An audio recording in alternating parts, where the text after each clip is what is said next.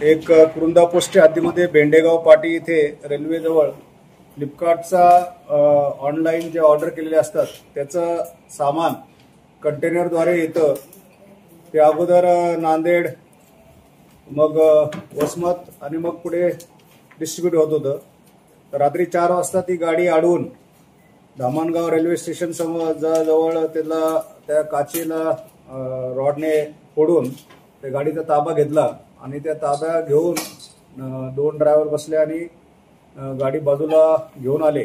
त्याच्यानंतर एक पिकअप वाहन बोलून ते सर्व माल घेऊन जाण्याचा प्रयत्न केला. त्यापैकी त्यांनी 7,77,000 रुपयाचा माल त्या वाहनातला पिकअप गाडीमध्ये टाकला आणि ते फरार झाले. सदरच्या गुन्ह्यामध्ये आरोपीचं माहिती नव्हती, परंतु संशयावरून आणि काही तांत्रिक तपासावरून सर्व आरोपी आपण निष्पन्न केलेले आहेत. यामध्ये एकूण 8 आरोपी आपण ताब्यात घेतलेले आहेत आणि 2 आरोपी अजून फरार आहेत.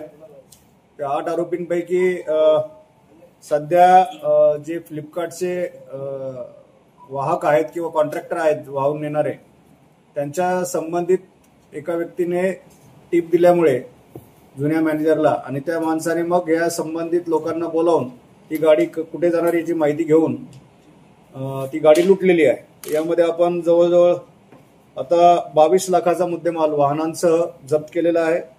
जवळजवळ 90% मुद्देमाल आपण रिकव्हर केलेला आहे. आणि या आरोपींवर पूर्वी 2 आरोपींवर गंभीर गुन्हे देखील दाखल आहेत. या अशाच प्रकारचे काही प्रकार त्यांनी केलेले असण्याची शक्यता आहे आणि पुढे तपासात या डिलिव्हरी